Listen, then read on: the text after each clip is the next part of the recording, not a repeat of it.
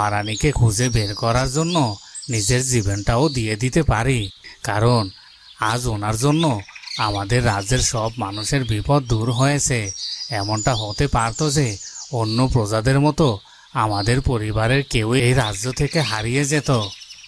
হ্যাঁ হ্যাঁ, তুই ঠিকই বলেছিস রে। আসলে মহারানীকে ধরে নিয়েই তো ওই পশুটা শান্ত হয়েছে, আর তাই জঙ্গল থেকে চলেও গিয়েছে, আর এই রাজ্যের বিপদও দূর হয়ে গেছে। কিন্তু ওই পশুটা যদি মহারানীকে ধরে নিয়েই থাকে, তাহলে তো তাকে এই আশকাপ রাজ্যের কোথা পাবো না, তাই না? না না, পাবো। আসলে রাজগণক নিজে গণনা করে বলেছেন যে আমাদের রানীমা নাকি এই রাজ্যের কোনো এক প্রান্তে আছে, আর তাই তো আমরা খুঁজলেই রানীমাকে খুঁজে পেয়ে যাব। হ্যাঁ, তুই ঠিকই বলেছিস। কি রে, এটা কি ভরে আছে দেখতে পাচ্ছিস? এটা তো মনে হচ্ছে অনেক মূল্যবান কিছু রে। হ্যাঁ হ্যাঁ, তাই তো রে, কেমন ছকছক করছে জিনিসটা। দেখি তো, জিনিসটা তুলে দেখি। এ কথা বলে প্রহরী সেই মূল্যবান জিনিসটা হাতে তুলে নেয়। কি রে, এটা তো দেখে মনে হচ্ছে মণিমুক্তা। মনে হচ্ছে কি রে? এই দেখ, সত্যি সত্যি এটা মণিমুক্তার, আর এটা তো খুব মূল্যবান। কিন্তু আমি ভাবছি যে এই মূল্যবান জিনিসটি এখানে এভাবে পড়ে আছে কেন? হ্যাঁ, তুই ঠিকই বলেছিস। এমন মূল্যবান দামি মণিমুক্তা তো রাজপ্রাসাদের রাজভাণ্ডারে থাকে। তাহলে এটা এই জঙ্গলের মাঝে পড়ে আছে কেন, সেটাই তো বুঝতে পারছি না রে। শোন, আমার কি মনে হয় জানিস তো? আমার মনে হচ্ছে রাজবাড়িতে হয়তো চুরি হয়েছিল, যেটা আমরা জানি না, আর চোর চুরি করে নিয়ে যাওয়ার সময় হয়তো এটা পড়ে গেছে। তুই যে কি মাথা মোটার মতো কথা বলিস না, যে আর কি বলবো। আরে রাজ্যে তো এত পাহাড় আর এত সুরক্ষা, এর মধ্যে চোর এসে রাজভাণ্ডার থেকে চুরি করে নিয়ে যাবে, আর এটা কেউ জানতে পারবে না? এটা আবার হয় নাকি রে? শোন, আমার তো মনে হচ্ছে চুরি টুরি কিছুই না, এখানে অন্য কোনো ব্যাপার আছে। কি বলছিস? কি অন্য ব্যাপার? তাহলে কি করবি তুই এখন? এটা নিয়ে এক্ষুনি আমাদেরকে রাজপ্রাসাদে ফিরে যেতে হবে, আর মহারাজকে এটা দেখাতে হবে। আরে এটাও তো হতে পারে যে এটা আমাদের মহারানীকে খুঁজে পাওয়ার জন্য কোনো সাহায্য করতে পারে। হ্যাঁ হ্যাঁ, চল, সেটাই বরং ভালো হবে। মা, ও মা, মা তুমি ঘুমিয়ে আছো মা? আমি জানি মা, তোমাদের আমাকে ছেড়ে যে খুব কষ্ট হচ্ছে। জানো মা, তোমাদেরকে ছেড়ে থাকতে যে আমারও বড্ড কষ্ট হয়, কিন্তু কি করব বলতে পারো মা? আমার যে কিছুই করার নেই, আমাকে যে বাধ্য হয়ে সবাইকে ছেড়ে থাকতে হয়। মা, আমি তো তোমাদের কাউকে ছেড়ে যেতে চাইনি, কিন্তু মা আমাকে যে বাধ্য হয়ে যেতে হয়েছে। আমি তো অনেক বড় ভাগ্যবান ছিলাম। আমার 2জন মা, 2জন বাবা, আর আলোর মতো একজন স্ত্রী। এরকম ভাগ্য কয়জনের হয় বলতে পারো? আর আমি তো চেয়েছিলাম আমার 2 বাবা মা আর আমার আলোকে নিয়ে অনেক সুখে থাকবো, সুন্দরভাবে সংসার করব। কিন্তু আমার যে সেই স্বপ্ন পূরণ হলো না মা। সবাইকে ছেড়ে আমাকে অনেক অনেক দূরে চলে যেতে হলো। আর আমি জানি মা, আর কখনো তোমাদের কাছে ফিরে আসতে পারবো কিনা। তবে তোমাদের জন্য আমার বড্ড কষ্ট হয়, আর তাই তো আজ আমি তোমাকে দেখতে এসেছি মা। আমি জানি তুমি খুব অসুস্থ, আমার জন্য তুমি চিন্তা করতেই থাকো, ঠিক মতো খাওয়া দাওয়া করো না, আর এর জন্যই তো তুমি এত অসুস্থ হয়ে গেছো মা। তুমি আমাকে নিয়ে একদম চিন্তা করো না। তোমরা যদি কষ্টে থাকো তাহলে সেটা যে আমি সহ্য করতে পারবো না। তাই বলছি মা, তোমরা আমাকে ভুলে যাও আর নিজেরা ভালো থাকার চেষ্টা করো, তাহলে যে আমিও ভালো থাকবো মা। যাই মা, আমার আর সময় নেই, এক্ষুনি আমাকে চলে যেতে হবে। এই কথা বলেই সূর্য অদৃশ্য হয়ে যায়, আর সাথে সাথে সূর্যের মায়ের ঘুম ভেঙে যায়, আর সূর্য সূর্য বলে সে চিৎকার করে ওঠে। সূর্য, সূর্য, বাবা যাস না, যাস না বাবা। সূর্য, কোথায় গেলি তুই? সূর্য, সূর্য। ওদিকে প্রহরীরা দুজনে সেই মূল্যবান জিনিসটি নিয়ে রাজা প্রতাপ সিংহের কাছে যায়। প্রহরীরা, তোমরা এসেছো। আমি এতটা সময় ধরে যে তোমাদের জন্যই অপেক্ষা করছিলাম।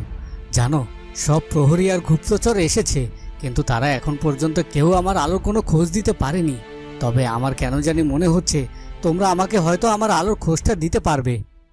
মাফ করবেন মহারাজ, আমরা আমরা অনেক দুঃখের সাথে জানাচ্ছি যে আমরা এখন পর্যন্ত মহারানীর কোনো খোঁজ পাইনি।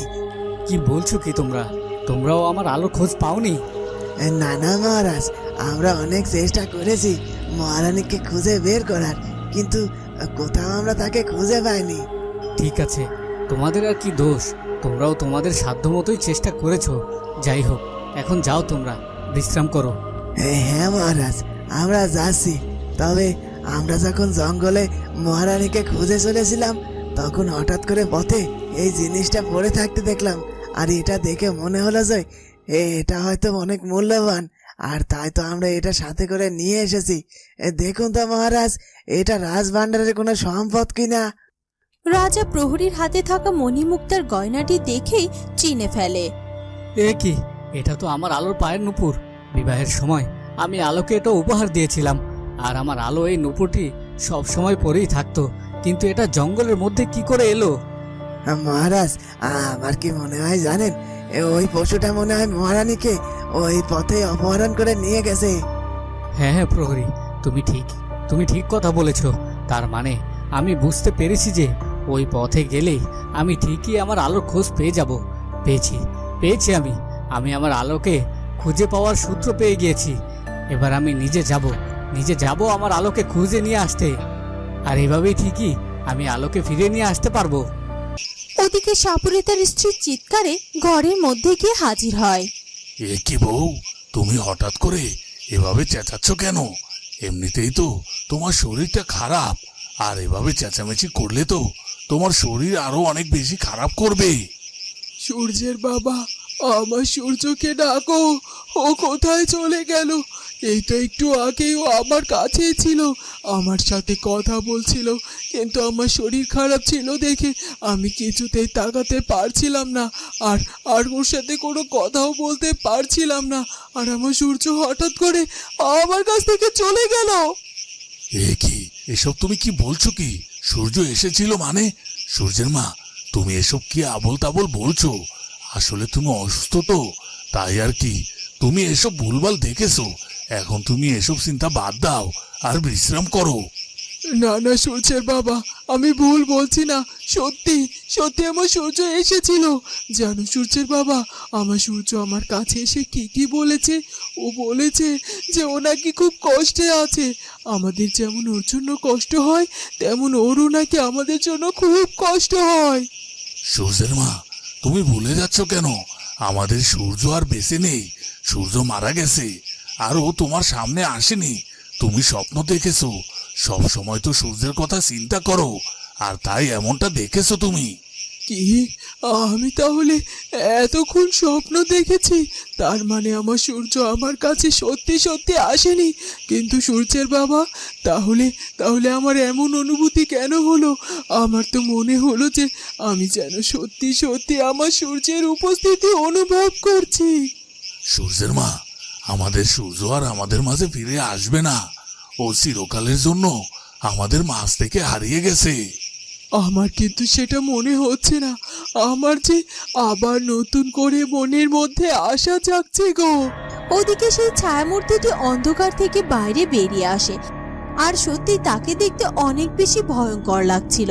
আলো তাকে দেখে একেবারেই অবাক হয়ে যায়। এ কি, তুমি তো দেখতে অনেক ভয়ঙ্কর। হ্যাঁ, আমি তোমাকে বলেছিলাম না, আমাকে দেখলে তুমি ভয় পাবে, কিন্তু তারপরও তুমি আমার কথা শুনলে না। দেখো, তোমাকে আমি ভয় পাচ্ছি না, কিন্তু তোমাকে এর আগে আমি কখনোই দেখিনি। তাহলে তো তোমার সাথে আমার কোনো শত্রুতা থাকার কথা নয়। তাহলে তুমি কেন আমাকে এখানে ধরে নিয়ে এসেছো? আর কেনই বা এভাবে কষ্ট দিচ্ছ বলো? না না, তোমার সাথে আমার কোনো শত্রুতাই থাকতে পারে না, আর তোমাকে তো আমি কষ্ট দিতে চাই না। তাহলে কেন এভাবে আটকে রেখেছো আমায়? ছেড়ে দাও আমাকে, তুমি রাজপ্রাসাদে যেতে দাও বলছি।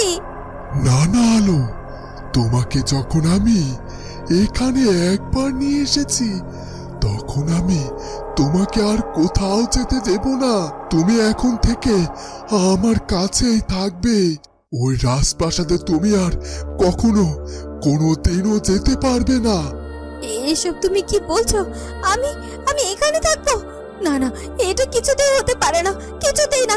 তোমার মতো একজন দানবের সাথে আমি এখানে কিছুতেই থাকতে চাই না।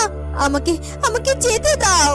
তো বন্ধুরা, কি হতে চলেছে এরপর সেটা জানবো আমরা কুচবরণ কন্যার পরবর্তী পর্বে। আর আমাদের আজকের ভিডিওটি ভালো লাগলে অবশ্যই আমাদের চ্যানেলটিকে সাবস্ক্রাইব করে দিও। দেখা হবে পরের ভিডিওতে। ধন্যবাদ।